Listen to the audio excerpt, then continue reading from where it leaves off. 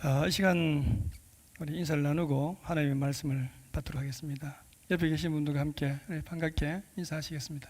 예, 안녕하십니까? 예, 잘 오셨습니다. 예, 감사합니다.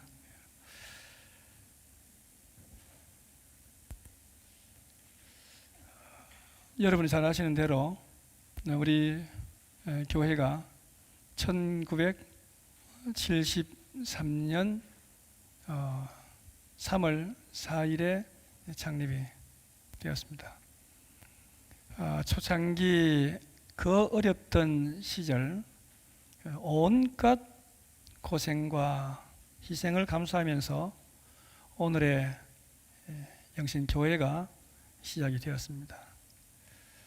고 박재석 목사님과 초창기 고 박선지 장로를 비롯한 많은 교우분들의 큰 수고에 감사하며 영광스러운 현재 교회에서 예배 드리게 된 것을 자랑스럽게 여기는 우리들이 되었으면 좋겠습니다.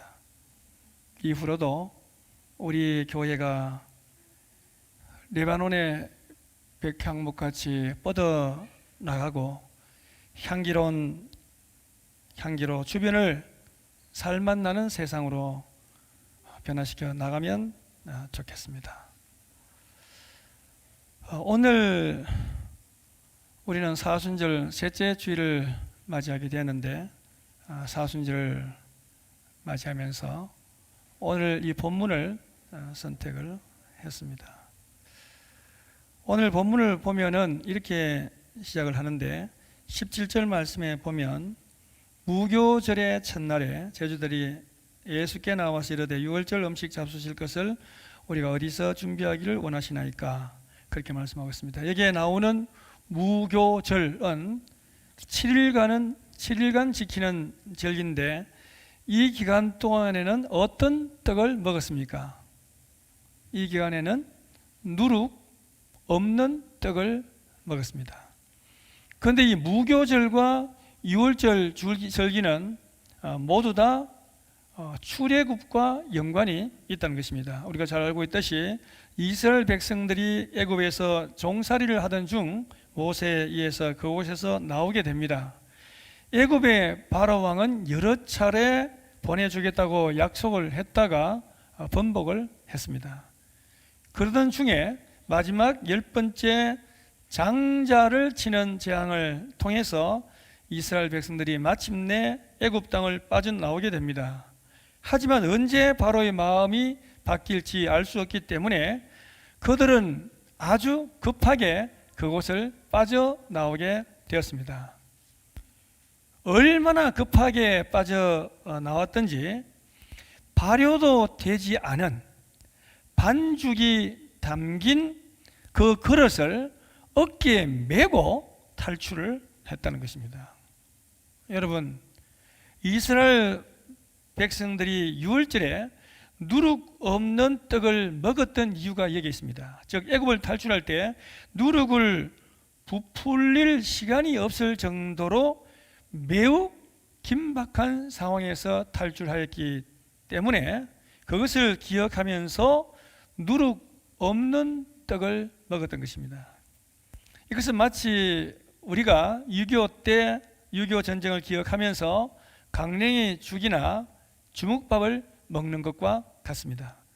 전쟁을 거치는 동안에 우리 아버지 세대에 얼마나 힘들게 생활하셨는지를 체험하는 것입니다. 그래서 이스라엘의 후대 사람들도 이 절기 동안은 누룩 없는 떡을 먹으면서 그들의 조상들이 애굽을 탈출할 때 급박했던 상황과 그 가운데서도 자기들의 조상들을 지켜주신 하나님의 손길을 체험하는 기회로 삼았던 것입니다.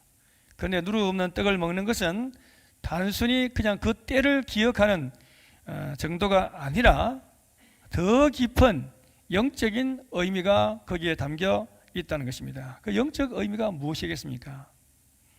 이 누룩이 죄악된 생활을 상징하는 것입니다. 그런데 누룩 없는 떡을 먹는다는 것은 결국 죄악된 생활을 청산해서 깨끗하고 순결한 삶을 살아가겠다고 하는 영적인 의미가 거기에 있는 것입니다. 그런데 오늘 본문에 보면은 무교절 첫날에 제자들이 예수님께 유월절 잡수실 것을 어디에서 예비해야 할 것인지를 물었습니다. 그렇다면 여기에 나오는 무교절의 첫날은 언제를 말하는 것입니까? 사실 무교절의 첫날이 정확하게 언제인가에 대해서 약간의 논란이 있습니다. 그러나 대체적으로 복음서의 전체 내용을 고려해 볼 때 이 날은 고난주간 목요일에 해당되고 유월절 음식을 준비하는 날이라고 하는 것입니다. 이것은 마치 우리나라에서 명절이 되면 집안에 사람들이 모여서 음식을 장만하는 것과 같습니다. 우리는 전을 부치고 나물을 무치고 또 생선을 굽고 하지만 이들은 누룩 없는 떡 이외에 어린 양고기를 비롯해서 떡과 포도주를 먹고 마시고 그리고 썬 나물을 먹었다는 것입니다. 그런데 유월절 음식을 준비하면서 가장 중요한 것은 바로 뭘까요? 양고기였다는 것입니다. 반드시 양고기는 들어가야 했습니다. 왜냐하면 그들이 출애굽할 수 있었던 직접적 계기가 어린 양을 잡아서 그 피를 우슬초에 적셔서 임방과 문설주에 발랐기 때문입니다. 하나님은 애굽에 있는 모든 첫 태생들을 죽이는 마지막 재앙을 내리셨을 때 그 문설주에 뿌려진 어린 양의 피를 보시고 그 집은 그냥 넘어가셨습니다. 마치 우리가 어린 양의 피로 제사함을 받는 것처럼 문설주에 뿌려진 어린 양의 피로 인해서 죽음으로부터 벗어날 수 있었습니다. 그래서 그들은 언제나 유월절 주간 목요일 오후에 어린 양을 잡아서 성전에 가서 그 피를 뿌리고 하나님께 제사를 드린 후에 그 밤에 양고기를 나누어 먹었습니다. 이런 유월절 과정을 제자들은 잘 알고 있습니다. 이제 오후 동안에 이 모든 것을 준비해야 하기 때문에 제자들은 시간을 지체할 수 없었습니다. 그래서 예수님께 유월절 잡수실 것을 우리가 어디서 예비하기를 원하시나이까? 이렇게 물었습니다. 그런데 주님은 이렇게 대답을 하셨습니다. 18절에 보시면 이르시되 성한 아무에게 가서 이르되 선생님의 말씀이 내 때가 가까이 왔으니 내 제자들과 함께 유월절을 내 집에서 지키겠다 하시더라 하라 하시니, 어떻게 보면 굉장히 무책임한 말 같은 말씀을 지금 하고 계십니다. 제자들이 유월절을 어디에서 준비해야 할지를 물으니까 주님의 대답은 뭐죠? 성한 아무에게나 가서, 성한 아무에게나 가서 였다는 것입니다. 그럼 여러분 여기서 잘 생각해야 됩니다. 이 말은 성안에 사는 아무한테나 가서 라는 뜻이 아니라는 것입니다. 여기에서 아무에게 라는 말은 단지 성경의 이름만 밝히지 않았을 뿐 미리 하나님의 계획에 의해서, 섭리에 의해서 준비되어진 인물이었다는 것을 아셔야 합니다. 그렇다고 해서 제자들이 그러면 성 안에 들어갔을 때 이 사람을 그러면 어떻게 알아볼 수 있을까요? 어떻게 알아볼 수 있겠습니까? 그런 생각이 들지 않습니까? 그런데 누가복음을 보면 이 사람에 대해서 좀 더 자세하게 기록하고 있는데 누가복음 22장 10절을 보면 이런 말씀이 나옵니다. 보라, 너희가 성내로 들어가면 물 한 동이를 가지고 가는 사람을 만나리니라는 말씀이 나옵니다. 여기에 사람은 원어에 보면 여자 남자를 다 포함하는 말이 아니고 남자를 지칭하는 뜻입니다. 그러니까 여러분 한번 생각해 보시면 남자가 물동이를 지고 가는 사람을 만난다는 거예요. 그걸 누가복음에 가르쳐 주고 있습니다. 대개 물동이는 누가 이고 다니나요? 여자가 이고 다닙니다.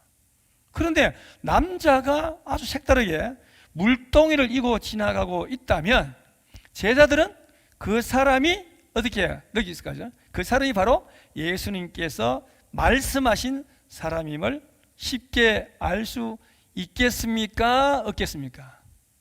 있겠죠. 이걸 통해서 치밀하신 주님이심을 우리는 여기에서 알 수 있습니다.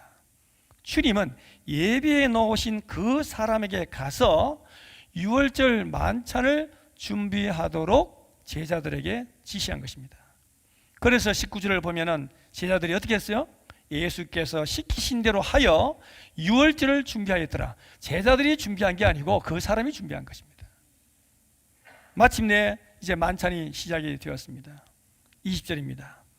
저물때에 예수께서 12제자와 함께 앉으셨더니 21절에 그들이 먹을 때 이르시되 내가 진실로 너에게 이르노니 너희 중에 한 사람이 나를 발리라 하시니, 여기에 보면 이름이 밝혀지지 않은 한 사람의 헌신으로 말미암아 만찬이 시작이 되었다는 것입니다. 그리고 그곳에 12제자가 함께 주님과 나란히 앉았습니다. 주님은 이제 아무도 예견하지 못했던 엄청난 말씀을 그들에게 하셨는데 그것이 21절 말씀입니다.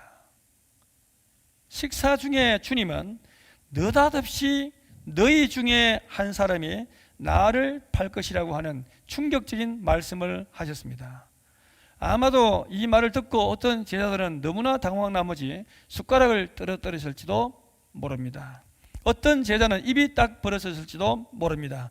또 어떤 제자는 너무나 기가 막혀서 자신의 귀를 의심하고 있었는지도 모릅니다. 그런 분위기 속에서 제자들에게 이렇게 물었습니다. 22절 말씀에 보면 그들이 몹시 근심하여 각각 여짜오되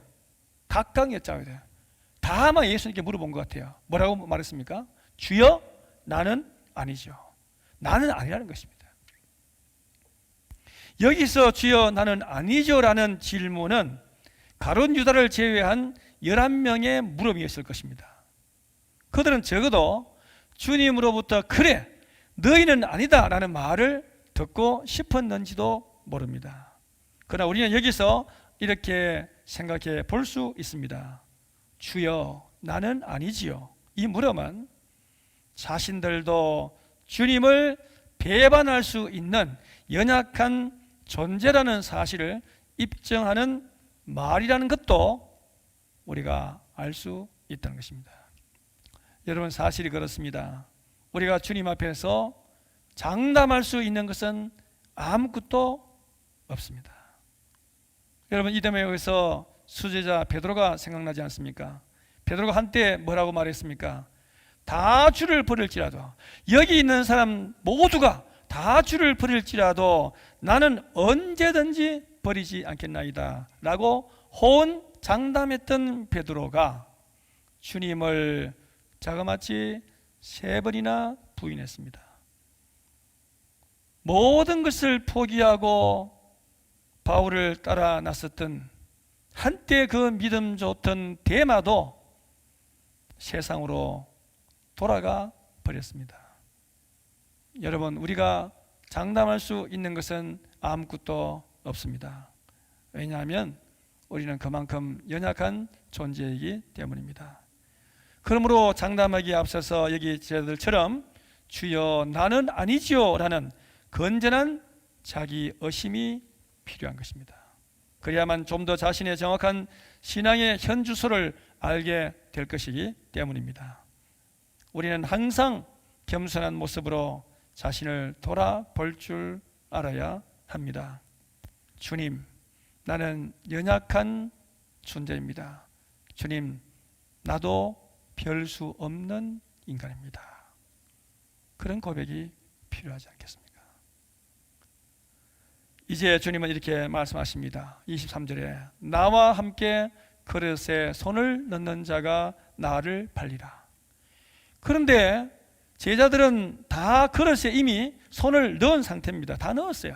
이 말씀으로는 누가 자신을 팔 것인지에 대해 명확하지 않습니다. 이 말씀은 그릇에 손을 함께 넣을 만큼, 함께 나와 식사를 한 만큼 가까이 있는 사람이라고 해석해야 하는 것입니다. 그리고 그 사람에 대해서 평가하기를 24절에 인자는 자기에 대하여 기록된 대로 가거니와 인자를 파는 그 사람에게는 화가 있으리로다. 그 사람은 차라리 태어나지 않았더라면 제게 좋을 뻔 하였느니라. 그렇게 말씀했습니다. 어떤 사람들은 이 말씀 때문에 가롯 유다의 행위를 정당화하려 합니다. 왜냐하면 결국 가롯 유다의 행위는 성경에 기록되어진 각본대로 행해진 것이기 때문에 그에게는 잘못이 없다고 항변을 합니다. 그렇습니까? 여기에서 우리는 두 가지 측면을 다 보아야 합니다. 신적인 측면에서 볼 때 유다의 배신은 성경에 예언된 것이고 하나님 계획의 일부분이었습니다. 그러나 인간적인 관점에서 볼 때 유다는 비열한 죄를 저질렀고 그가 저지른 죄에 대한 책임은 그에게 있었다고 보아야 한다는 것입니다. 물론 우리는 이 두 가지 측면이 어떻게 조화를 이루는지에 대해서 많은 생각을 할 수가 있습니다. 그리고 무엇보다도 분명한 것은 이 말씀을 하시기까지 가롯 유다에게 회개할 기회가 여러 번 주어졌다고 하는 것입니다. 가롯 유다는 납비어 나는 아니지요라는 말로 자신의 배신 계획을 숨기려 했습니다. 그때 주님의 말씀이 무엇이었습니까? 25절 말씀에 보시면은 예수를 파는 유다가 대답하여 이르되 납비어 나는 아니지요. 대답하시되 내가 말하였도다 하시니라. 그렇게 말씀하고 있습니다. 가롯 유다는 여러 차례 회개할 기회를 놓쳤습니다. 아니 의도적으로 회피했는지도 모릅니다. 그 결과 그의 최후는 비참하였습니다. 자살로 생을 마감하였습니다. 여러분, 세상에서 가장 불행한 사람은 어떤 사람일까요? 가롯 유다처럼 랍비어 나는 아니지요 라는 질문으로 자신의 죄에 대해서 주님 앞에서 방어하려는 사람입니다. 여러분, 아무리 감추고 포장하고 덮고 싸고 씻고 향수를 뿌려도 감춰지지 않는 것이 하나님 앞에 선 우리의 모습이고 우리의 죄입니다. 베드로는 깊은 데로 가서 고기를 잡은 즉시 주여 나를 떠나소서 나는 죄인이로소이다 라고 고백했습니다. 사실 고기를 많이 잡는 것과 나는 죄인이라고 하는 이 고백은 뭔가 일치하지 않는 불일치 같은 느낌을 우리에게 주는 것이 사실입니다.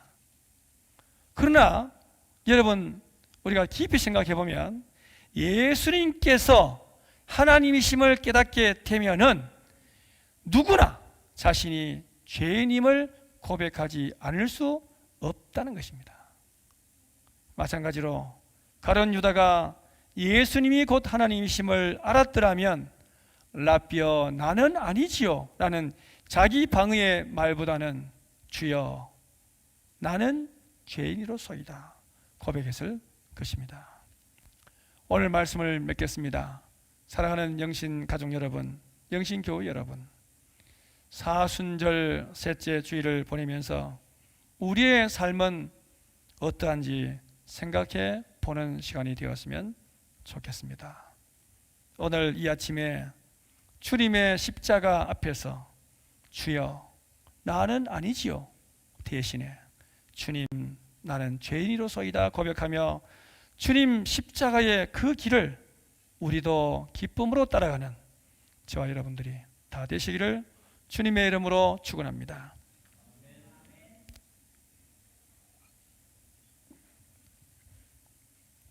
하나님,